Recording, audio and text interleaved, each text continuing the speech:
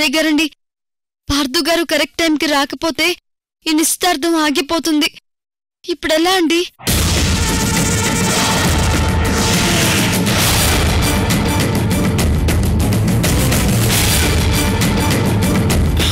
అదిగో పార్థు వచ్చేశాడు.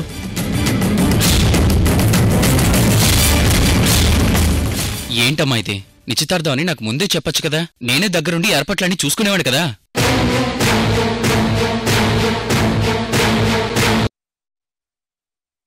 నీకోసం నీకిష్టమైన ఈ సోంపాపిడి తీసుకొచ్చానా?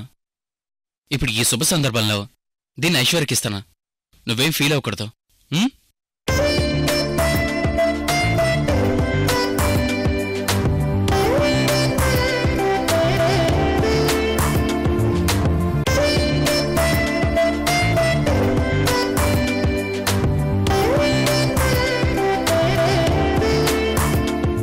ఐశ్వర్య తిను.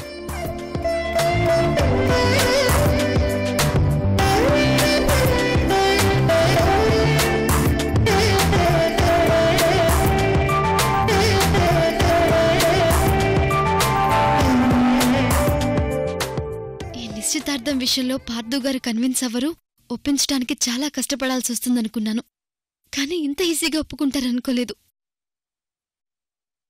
ఐశ్వర్య, మా తమ్ముడికి కూడా నువ్వంటే చాలా ఇష్టం అనుకుంటా. అందుకే ఇంత సంతోషంగా ఫీల్ అవుతున్నాడు. ఇంకా మన పని ఈజీ అవుతుంది.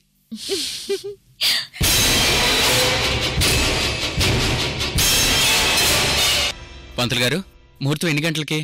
10:45 టైం అయింది కదా, ఇంకెందుకు లేటు? అంటే పెళ్లి కొడుకు కూడా పీటల మీద కూర్చుంటే పూజ స్టార్ట్ చేస్తాను. ఏంటుదయ్, పెళ్లి కొడుకుని పీటల మీద కూర్చోమని పంతులు గారు చెప్తున్నారు కదా, ఇంకా అక్కడే నిలబడిపోయావేంటి? కూర్చో.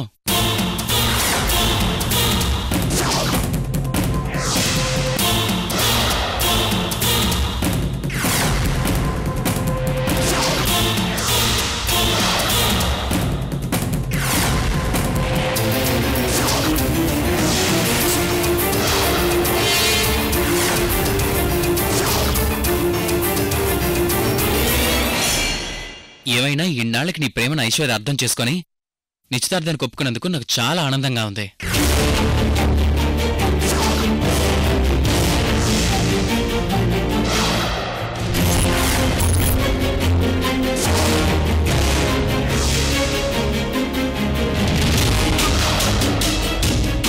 అమూల్య స్వయంగా ఈ నిశ్చితార్థం జరిపిస్తున్నందుకు చాలా చాలా ఆనందంగా ఉంది.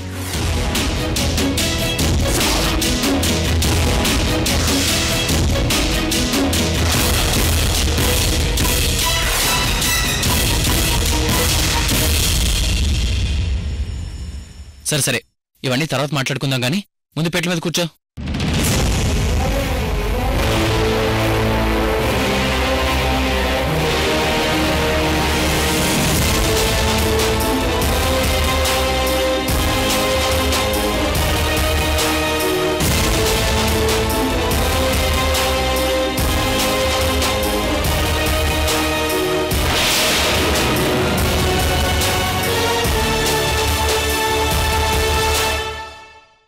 ఏంటుదే, ఏదో ఆలోచిస్తున్నా? తొందరగా రా.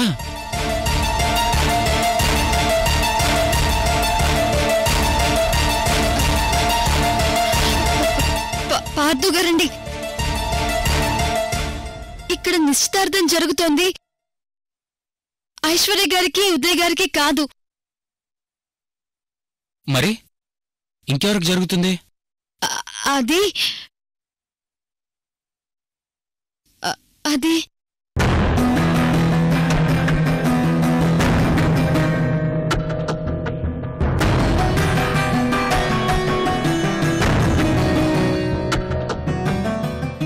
చెప్పమూల్య, వీళ్ళిద్దరికీ నిశ్చితార్థం జరగకపోతే మరి ఇంకెవరికి జరుగుతుంది?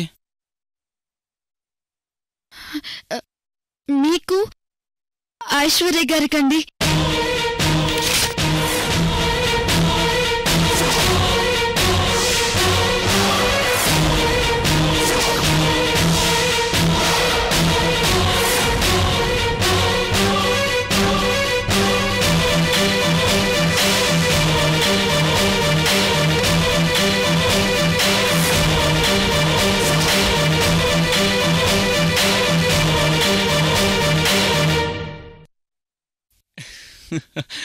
ఊరుకో అమూల్య, నాకు ఐశ్వర్యకి నిశ్చితార్థం జరగడమేంటి? ఇప్పుడే వస్తున్నానని జోకులేస్తున్నావు కదా? అది జోక్ కాదురా, నిజం, పచ్చి నిజం.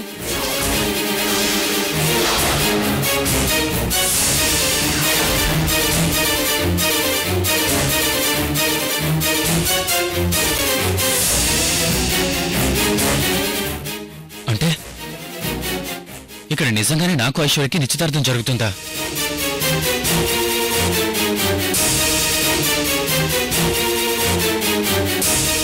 అమూల్య, ఈ విషయం నీకు ముందే తెలిసి ఇదంతా చేస్తున్నావా?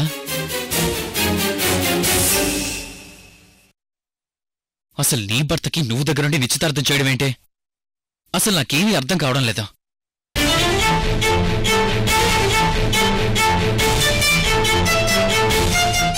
పార్థు గారండి, నేను చెప్పేది జాగ్రత్తగా వినండి.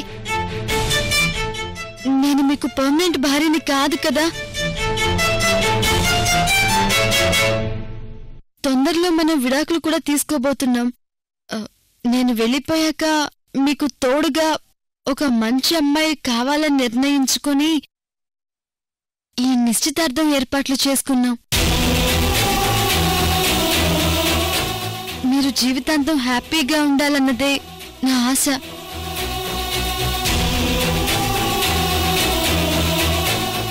దయచేసి నన్ను అర్థం చేసుకోండి. ఈ నిశ్చితార్థాన్ని వద్దని చెప్పకండి పార్థు గారు. అది కాదమూల్య, నేను చెప్పేది విను. ఏది కాదురా, నువ్వు అమూల్యలు విడిపోయాక నువ్వు మళ్ళీ ఒంటరి జీవితాన్ని ప్రారంభిస్తే అది చూసి నేను తట్టుకోలేనురా. అందుకే మేం కూడా ఈ నిశ్చితార్థానికి ఒప్పుకున్నాం. అమ్మా, నేను చెప్పేది ముందు పూర్తిగా వినండి అమ్మా. ఏం వినమంటావురా? ఇప్పుడు ఈ నిశ్చితార్థం వద్దంటావు, లేదంటే ఇంత ముందు మాదిరి గొడవ చేస్తావు. మమ్మల్ని మళ్ళీ బాధ పెట్టాలని చూడకు. అది భరించడం మా వల్ల కాదు. అది కాదు నాన్న, నా మనసులో ఏముందో ముందు మీరు తెలుసుకోండి. ఆ తర్వాత ఏం చేయాలో ఆలోచిద్దాం. సరే పార్థు, నీ బాధ నాకు అర్థమైంది. నీ మనసులో ఏముందో చెప్పు. అమూల్య అంటే నీకు ఇష్టం లేదు కాబట్టే విడాకులు ఇవ్వాలని నిర్ణయించుకున్నావు. నీ నిర్ణయాన్ని ఎవరూ కాదనడం లేదు. ఇప్పుడు అమూల్య అంటే ఇష్టం ఏర్పడింది, తనతో జీవితాంతం హ్యాపీగా ఉంటానని చెప్పు. ఈ నిశ్చితార్థం ఆపేద్దాం.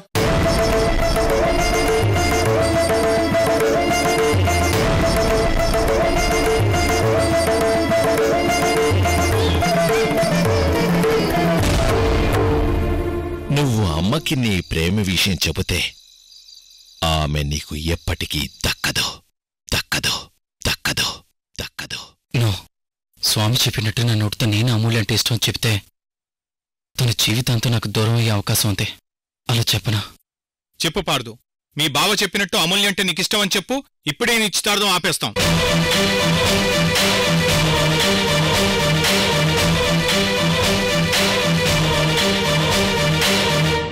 అమూల్య అంటే నాకు ఇష్టం లేకపోవచ్చు, కానీ అభిమానం ఉంది. అయినా నన్ను అడగకుండా, నా ఇష్టం తెలుసుకోకుండా ఇలా నిశ్చితార్థ ఏర్పాట్లు చేయడం ఏంటి? అంతా మీ ఇష్టమేనా? ఏంటి అంతా మీ ఇష్టమేనా అని మమ్మల్ని నిలదీస్తున్నావా?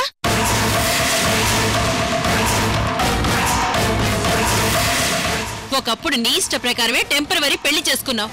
నీ ఇష్ట ప్రకారమే డివోర్స్ తీసుకోవాలని నిర్ణయించుకున్నావు. నీ ఇష్ట ప్రకారమే అమూల్యని హాస్టల్లో పెట్టావు.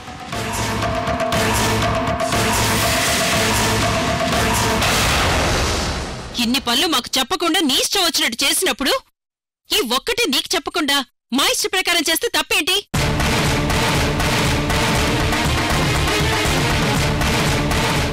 నువ్వు ఎన్ని చేసినా నేను కాబట్టి తట్టుకున్నాను. వేరే వాళ్ళైతే తట్టుకోలేరు. ఒక్క సంవత్సరంలో నువ్వు నాకు ఎన్ని ట్విస్ట్లు ఇచ్చావురా?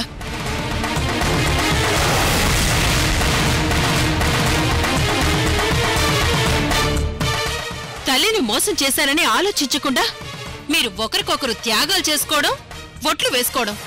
ఇదిగో ఈ ఉదయేమో ఈ విన్ని అమ్మా అని పిలవడం, ఉంగరాల కోసం వెళ్లిన జంబో ఏమో చెల్లెమ్మా అని పిలవడం, మీ నాన్నగారేమో తన కోడల్ది హంసనడక అని చెప్పడం. ఇవన్నీ నీకు కనిపించలేదా?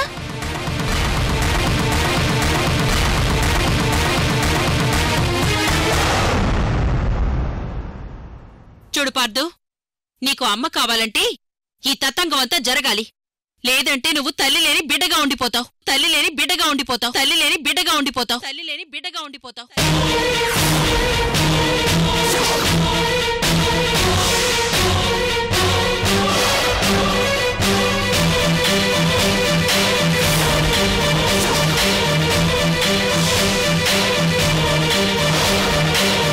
ఇదిగో అమూల్య, మీ దేవుడికి చెప్పు.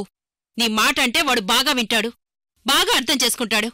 ఈ నిశ్చితార్థం చేసుకోమని చెప్పు.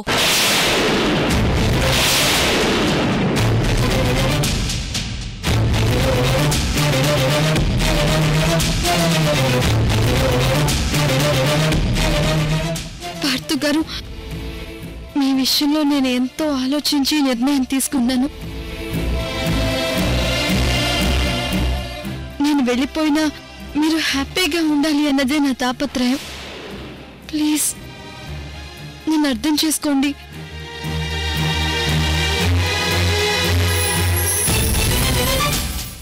మీరిప్పుడు ఈ నిశ్చితార్థానికి ఒప్పుకోలేదంటే మన విడాకుల కంటే ముందుగానే నేను ఇక్కడి నుంచి వెళ్ళిపోవాల్సి వస్తుంది. తర్వాత మీ ఇష్టం. నేనిప్పుడు ఈ నిశ్చితార్థానికి ఒప్పుకోలేదంటే అమూల్య అనంత పని చేస్తుంది. అప్పుడు నా ప్రేమ ఎప్పటికీ తనకు అర్థమయ్యేలా చేయలేను. తను ఇక్కడుంటేనే ఏదో ఒక రూపంలో ఏదో ఒక విధంగా తన మీద నాకున్న ప్రేమని తెలిసేటట్టు చేయొచ్చు. అప్పుడు నిశ్చితార్థం జరుగున్నా అమూల్య నాకు దగ్గరవుతుంది. అమ్మా, ముహూర్తానికి టైం అయింది. త్వరగా పెళ్లి కొడుకు వస్తే పూజ మొదలు పెడతాను.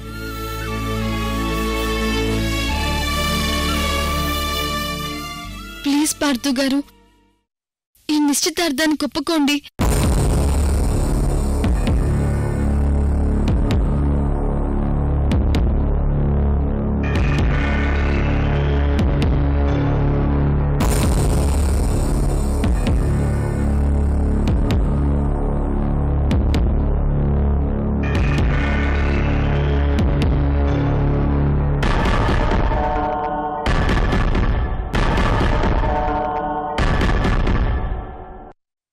సరే అమూల్య, నీ ఇష్టమే నా ఇష్టం.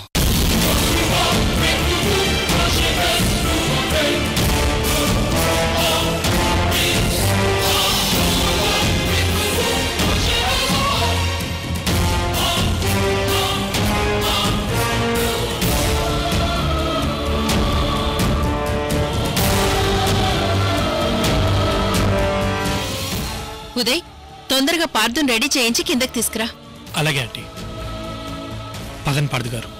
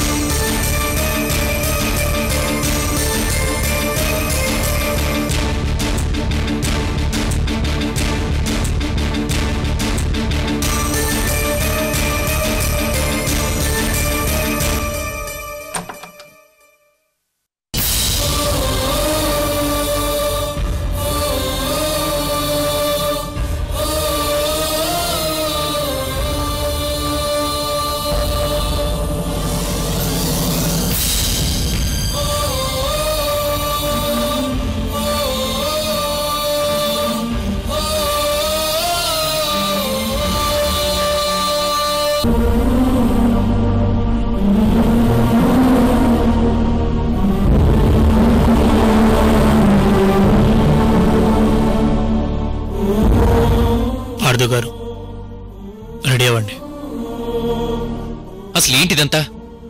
నువ్వు ఐశ్వర్యను ప్రేమించావు కదా, మరి మా ఇద్దరికి ఎంగేజ్మెంట్ అంటే నువ్వు ఏం మాట్లాడకుండా సైలెంట్ గా ఉంటావేంటి? చెప్పుదే, ఏం మాట్లాడవేంటి? చెప్పు.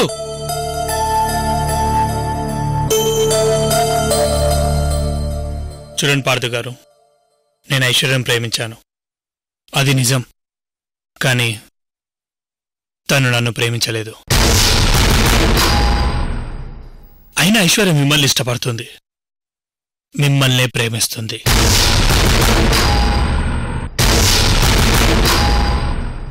కాబట్టి తనని నేను మర్చిపోవడం కరెక్ట్. ఫూలిష్గా మాట్లాడుకోదాయ్. నువ్వు తనని ఎంతగా ప్రేమించావో నాకు తెలుసు.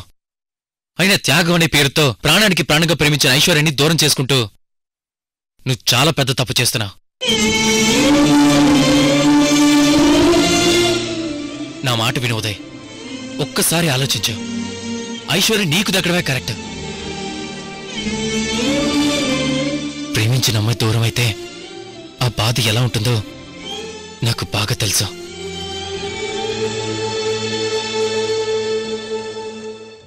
నువ్వొక్క మాట చెప్పు. ఈ ఎంగేజ్మెంట్ వెంటనే ఆపి నీకు ఐశ్వర్యకి ఇదే ఇంట్లో ఇదే ముహూర్తానికి మీ ఇద్దరికీ ఎంగేజ్మెంట్ నేను జరిపిస్తానా? చూడండి పార్థు, ప్రేమ అనేది ప్రతి మనిషి మనసులో గులాబీ మొక్క లాంటిది. ఆ మొక్కను మనం ఎంతో ప్రేమగా పెంచుకుంటాం. కానీ చివరికి ఆ మొక్కకి పూసిన గులాబీ పువ్వు ఎవరికి దక్కాలని రాసి పెట్టుంటే వాళ్ళకే దక్కుతుంది.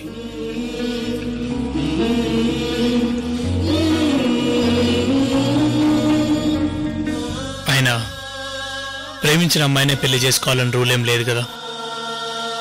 ప్రపంచంలో ఇలా ఎంతో మంది వన్ సైడ్ లవ్ ఫెయిల్యూస్ ఉన్నారు. అందులో నేను కూడా ఒకండి.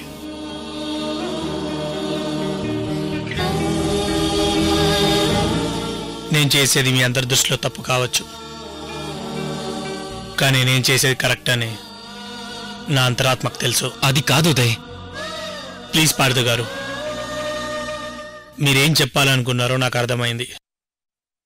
అంత ప్రాణంగా ప్రేమించిన ఐశ్వర్యను వదిలి ఎలా ఉండగలననే కదా. ఉండగలను. నాకు ఐశ్వర్య మీదున్న ప్రేమ కంటే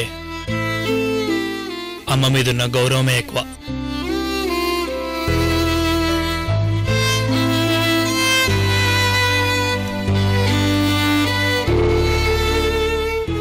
అసలు నేను ఇప్పుడు ఇలా ప్రాణంతో ఉన్నాను అంటే దానికి కారణం అమ్మే.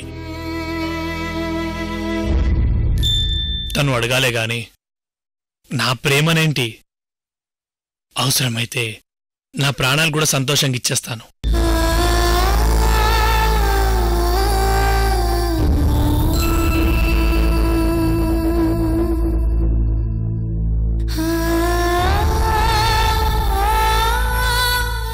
ఉదయ్,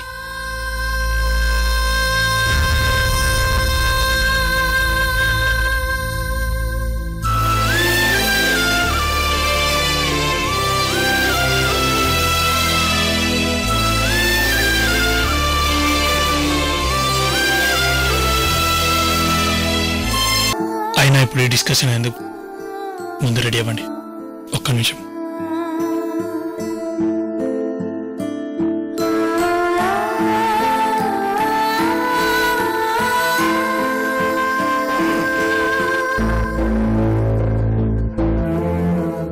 ఇదిగోండి డ్రెస్.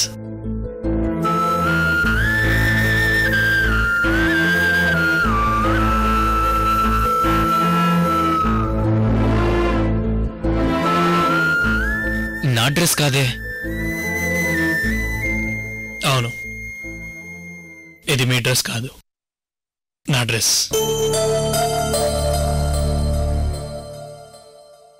ఈ కలర్ అంటే ఐశ్వర్యకి చాలా ఇష్టం.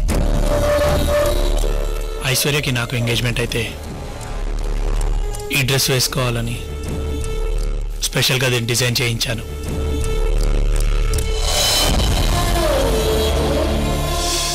కానీ ఇప్పుడు ఈ డ్రెస్ వేసుకునే అర్హత నాకు లేదు. ఉదయ్, ఏంటిది? అసలు ఇంత ధైర్యంగా ఎలా ఉండగలుగుతున్నా? అది తెలియాలంటే మీరు కూడా ఎవరైనా ప్రేమిస్తే తెలుస్తుంది. మీరెవరిని ప్రేమించలేదు కాబట్టి మీకు తెలీదు. లేదు ఉదయ్, నేను కూడా ప్రేమించాను. నువ్వు ఐశ్వర్యాన్ని ఎంతగా ప్రేమించావో అంతకంటే ఎక్కువగా నేను అమూల్యని ప్రేమించాను. కానీ ఈ విషయం అమూల్యకి చెప్పలేను. చెప్తే తను నాకు ఖచ్చితంగా దూరం అయిపోతుందని అనుకున్నాను. చెప్పకపోయినా ఇప్పుడు దూరం అయ్యే పరిస్థితి వచ్చింది. పార్థు గారు, మీరెక్కువగా ఆలోచించిన ప్రయోజనం లేదు. మీరెళ్ళి రెడీ అవ్వండి.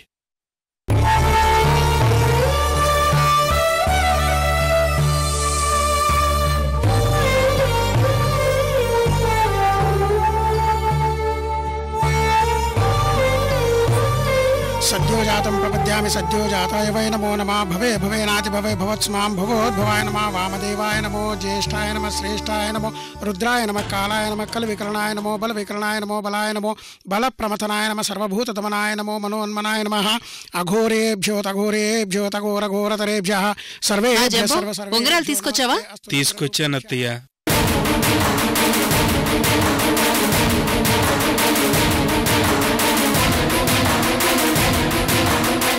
అమూల్య, ఇదిగో.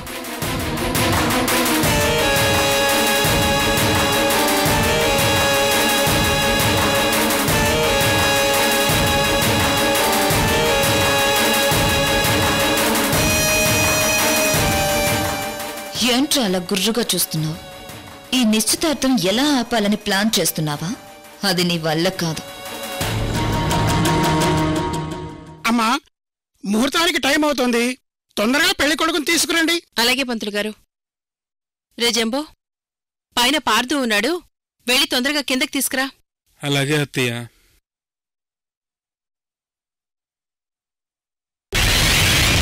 దీని మొహం చూడాలంటే చాలా ఇరిటేషన్గా ఉంది.